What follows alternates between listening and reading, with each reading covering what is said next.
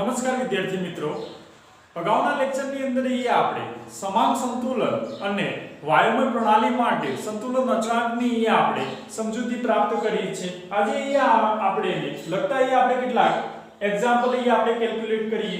તો એની અંદર આપણને ફર્સ્ટ આપણને એક્ઝામ્પલ આપ્યો છે કે ઇથેનોલ અને એસિટિક એસિડ વચ્ચે H+ ની હાજરીમાં એસ્ટરીકરણ પ્રક્રિયા થતા ઇથાઇલ એસિટેટ આપણને નિપજ મળે છે.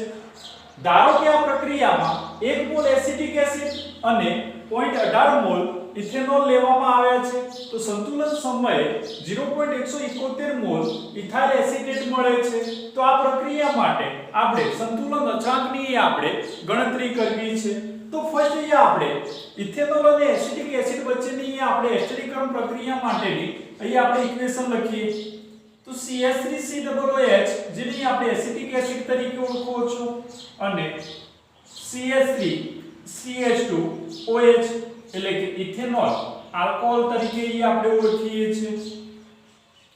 તો બંને વચ્ચે આપણને એસ્ટરીકરણ પ્રક્રિયાની અંદર આપણને ખબર છે વિદ્યાર્થી મિત્રો કે પાણીનો અણુ શું થાય છે, દૂર થાય છે. એટલે કે આપણે એસિટિક એસિડમાંથી H+ અને આલ્કોહોલમાંથી OH એમ કરીને આપણને પાણીનો અણુ દૂર થાય છે.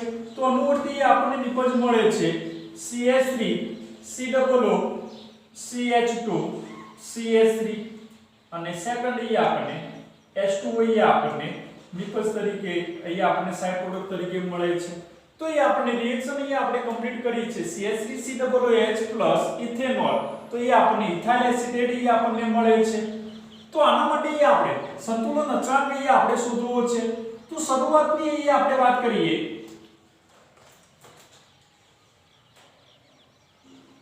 કે શરૂઆતની સાંદ્રતા આપણે લખીએ કે નિપજની જે શરૂઆતની સાંદ્રતા છે કે જે 0 મોલ છે.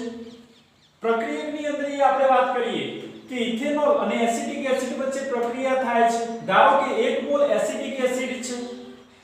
શરૂઆતની સાંદ્રતા કેટલી છે એસિટિક એસિડની, સોરી આ ઇથેનોલની લખી 1 મોલ છે અને 0.18 મોલ ઇથેનોલ છે. 0.18 મોલ આપણે શરૂઆતની સાંદ્રતા આપણે લખીએ છીએ. તો સંતુલન સમયે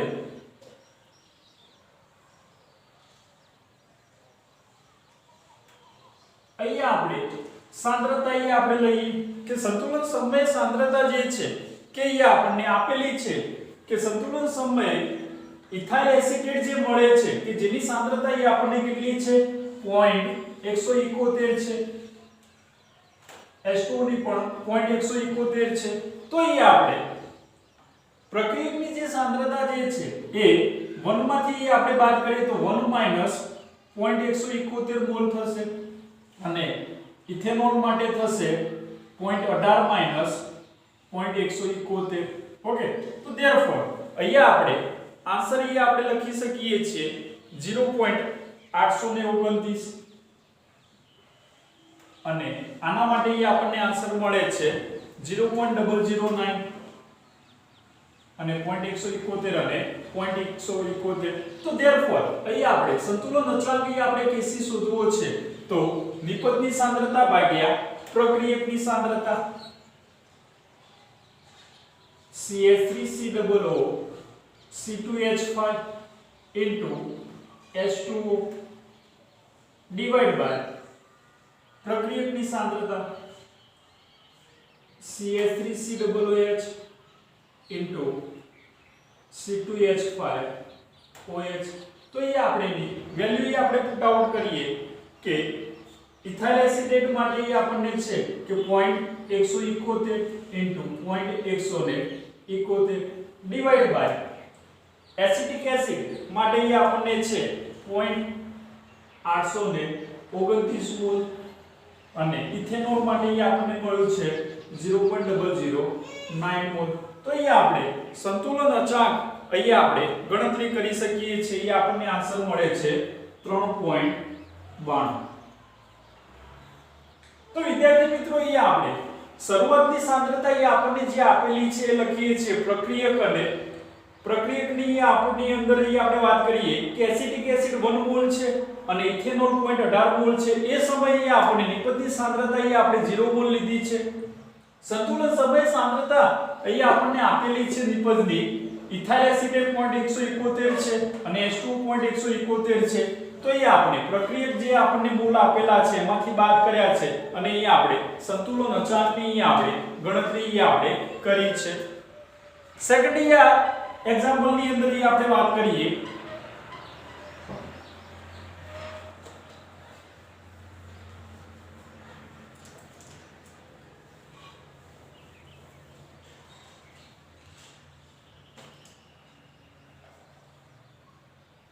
कि प्रक्रिया 2 moles NaCl that gives twice mole NO plus Cl2 માટે સંતુલન અચળાંકનું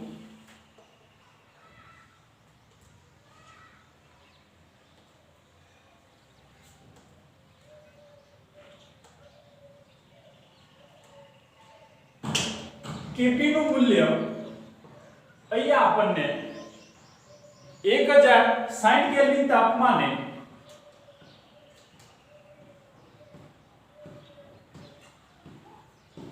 0.033 બાર ઇન્વર્સ મળ્યું છે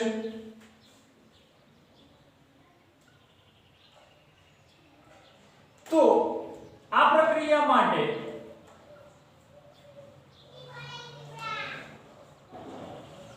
સંતુલન અચળાંક Kc નું મૂલ્ય શોધો તો વિદ્યાર્થી મિત્રો અહીંયા આપણને એક્ઝામ્પલ અહીંયા આપણને આપેલો છે કે પ્રક્રિયા twice mole NaCl that gives twice mole NO plus Cl2 માટે સંતુલન અચળાંક Kp નું મૂલ્ય અહીંયા આપણને 1060 કેલ્વિન તાપમાને અહીંયા આપણને આપી દીધું છે 0.033 બાર ઇન્વર્સ મળ્યું છે તો આ પ્રક્રિયા માટે Kc નું મૂલ્ય અહીંયા આપણે શોધવું છે તો અહીંયા આપણે અગાઉ અહીંયા આપણે થિયરી ની અંદર અહીંયા આપણે સમજ્યા છીએ એ પ્રમાણે કે Kp Kc RT delta Ng અહીંયા આપણી જોડે ઇક્વેશન છે કે Kp Kc RT delta Ng where અહીંયા આપણે ડેલ્ટા Ng એટલે કે વાયુમય નિપજના મોલની સંખ્યા માઈનસ વાયુમય પ્રક્રિયકના મોલની સંખ્યા અહીંયા આપણને જે આપેલા છે એ ગેસિયસ માં અહીંયા આપણને આપેલા છે તો વાયુમય નિપજના મોલની સંખ્યા અહીંયા આપણે લખીએ ઓકે તો અહીંયા આપણને ઇક્વેશન અહીંયા આપણને આપેલું છે કે twice mole NaCl gaseous that gives twice mole NO gases plus Cl2 gases તો અહીંયા આપણે ડેલ્ટા Ng ની અહીંયા આપણે ગણતરી કરીએ કે વાયુમય નિપજના મોલની સંખ્યા 2 + 1 માઈનસ વાયુમય પ્રક્રિયકના મોલની સંખ્યા તો therefore 3 - 2 = 1 તો એ આપણે ડેલ્ટા Ng અહીંયા આપણે કેલ્ક્યુલેટ કરી રહ્યા છે હવે એની અંદર અહીંયા આપણે ઇક્વેશન ની અંદર અહીંયા આપણે વેલ્યુ પુટ આઉટ કરીએ આપણે ફાઇન્ડ આઉટ કરવું છે એ આપણે Kc ઓકે તો Kp નું મૂલ્ય એ આપણને આપી દીધું છે તો Kc Kp આપણને આપેલા છે 0.033 બાર ઇન્વર્સ છે ઇન્ટુ r વાયુ અચળાંક છે કે જેને માટે આપણે વેલ્યુ લખીએ છીએ 0.0831 અને T એટલે કે તાપમાન અહીં આપણને આપ્યું છે 1060 ડેલ્ટા Ng 1 છે ઓકે તો એ આપણે સંતુલન અચળાંક અહીંયા આપણે કેલ્ક્યુલેટ કરી શકીએ છીએ કે 3.7 ગુણ્યા 10 - 4 મોલ લિટર ઇન્વર્સ સેમ રીતે આપણે નેક્સ્ટ આપણે એક્ઝામ્પલ ની અંદર આપણે વાત કરીએ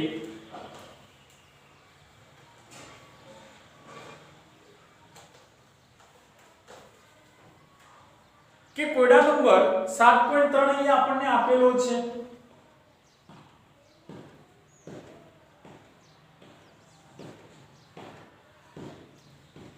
PCl5 PCl3 અને Cl2 500 કેલ્વિન તાપમાને સંતુલનમાં છે અને તેમની સાંદ્રતા 1.59 મોલર PCl3, 1.59 મોલર Cl2 અને 1.41 મોલર PCl5 છે. તો નીચેની પ્રક્રિયા માટે સંતુલન અચળાંક Kc આપણે શોધવો છે.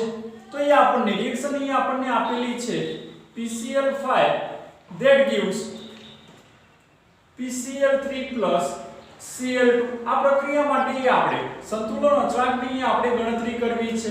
તો Kc એ આપણે જાણીએ છીએ કે નિપજની સાંદ્રતા ડિવાઇડ બાય પ્રક્રિયકની સાંદ્રતા.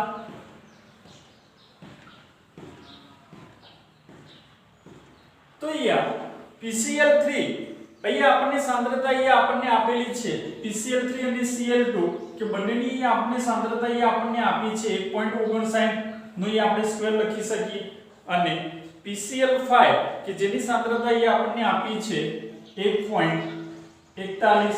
તો અહીંયા આપણે આન્સર અહીંયા આપણે લખી શકીએ છીએ 1.79. નેક્સ્ટ અહીંયા આપણે કોયડાની અંદર અહીંયા આપણે વાત કરીએ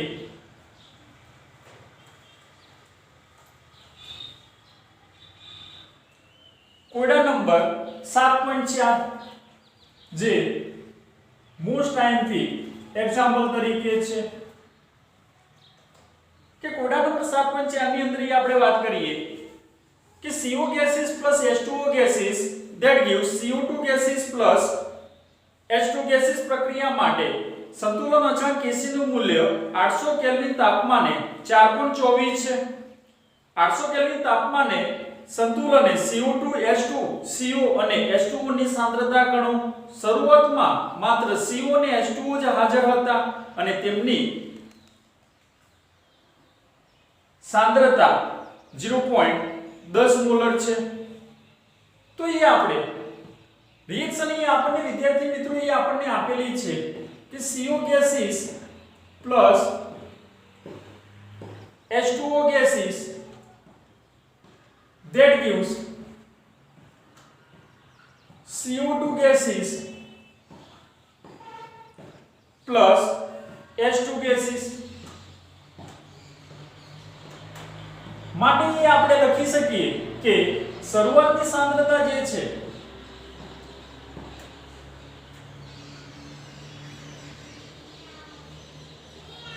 કે શરૂઆતની સાંદ્રતા એ આપણને વિદ્યાર્થી મિત્રો એ આપણને આપેલી છે કે CO અને H2O ની જે શરૂઆતની સાંદ્રતા છે એ 0.10 મોલર છે. તો એ વખતે નિપજની સાંદ્રતા 0 મોલ થશે. હવે ધારો કે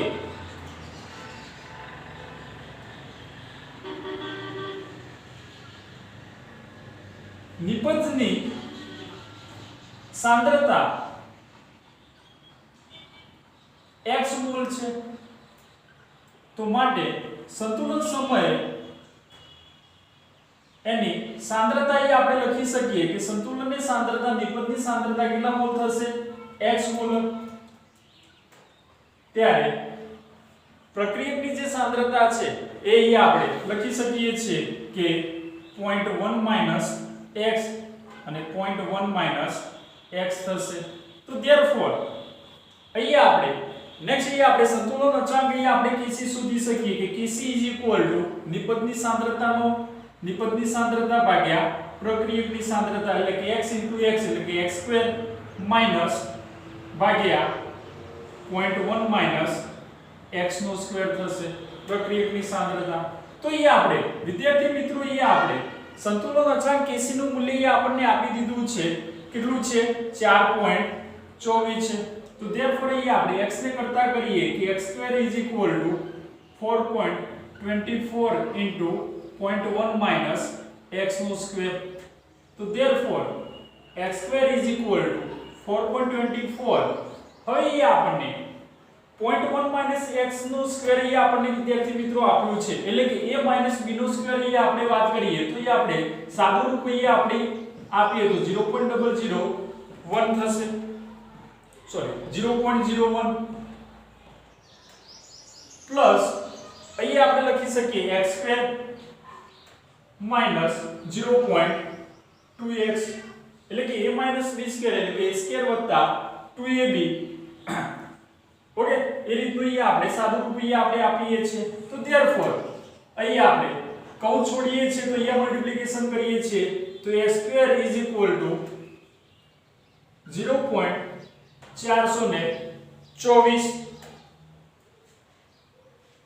= 0.424 વત્તા 4.24 x સ્ક્વેર માઈનસ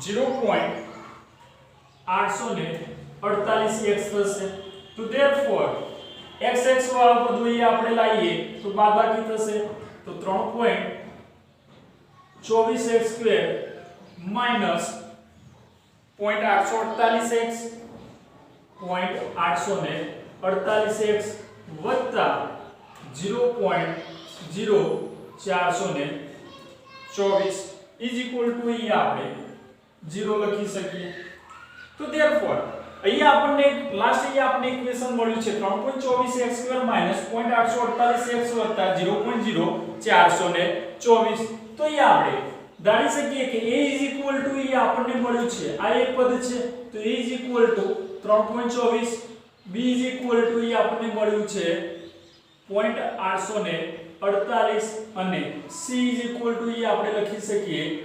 0.0424 છે ઓકે તો અહીંયા આપણે દ્વિઘાત સમીકરણ પ્રમાણે અહીંયા આપણે લખી શકીએ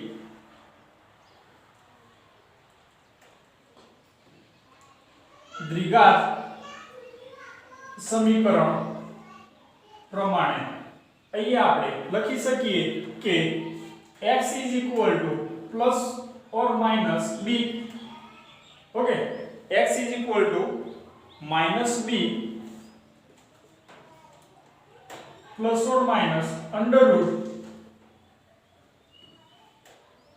√b² - 4ac upon 2a તો આની અંદર એ આપણે વેલ્યુ પુટ આઉટ કરીએ b = એ આપણને છે માઈનસ માઈનસ પ્લસ થઈ જશે અહીંયા b = -0.848 છે તો માઈનસ માઈનસ પ્લસ થશે તો 0.848 ± √b² b = -0.848 નો સ્ક્વેર માઈનસ 4 a = એ આપણી જોડે છે 3.24 અને c = છે 0.0424 ડિવાઇડ બાય 2a a = 0.0424 તો therefore અહીંયા આપણને આન્સર મળે છે કે 0.848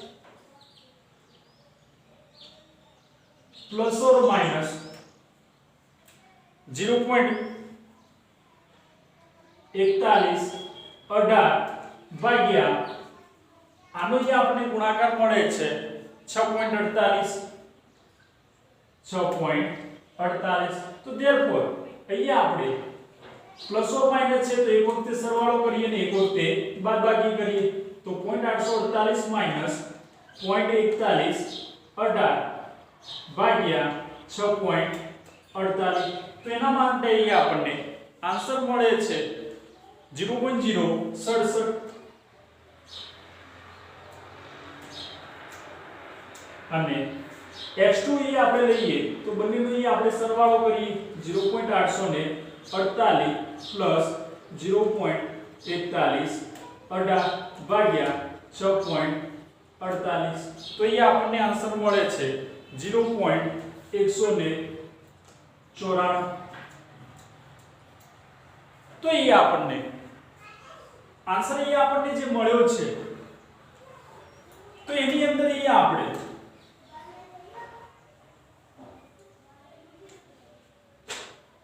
કે એ આપણને x1 અને x2 મળ્યા છે x1 એ આપણે માઈનસ કર્યા છે ને x2 એ આપણે પ્લસ કરીને આપણે આન્સર લાયા છો તો એ આપણને x2 ની જે કિંમત છે 0.194 છે એટલે કે 0.194 મૂલ્ય સ્વીકારી શકાશે નહીં કારણ કે શરૂઆતની જે સાંદ્રતાનું મૂલ્ય જે છે એટલે કે પ્રારંભિક સાંદ્રતા કરતા x2 નું જે મૂલ્ય એ આપણને આપે છે એ કેવું છે ખૂબ જ વધુ છે એટલા માટે એ આપણે 0.194 જે મૂલ્ય છે એ સ્વીકારી શકાશે નહીં.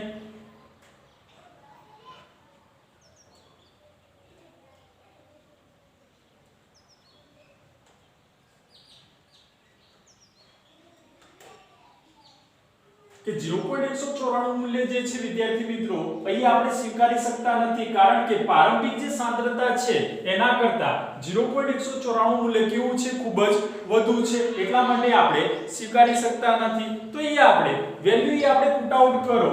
ઓકે, કે CO2 અને H2 બંનેની આપણને જે સાંદ્રતા એ આપણને આપેલી છે એ આપણને સમાન છે. તો અહીંયા CO2 અને H2 બરાબર આપણે x લખીએ છીએ, તો અહીંયા આપણને આન્સર મળશે 0.067. અને એ જ રીતે પ્રક્રિયક માટે આપણે લખીએ CO અને H2O.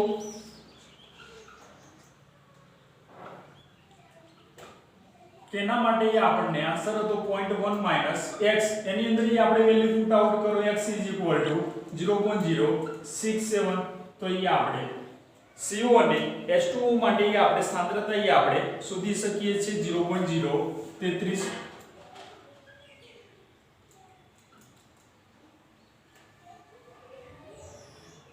તો અહીંયા બંને માટે આપણે પ્રક્રિયક અને નિપજ બધાની આપણે સાંદ્રતા આપણે શોધી શકીએ છીએ.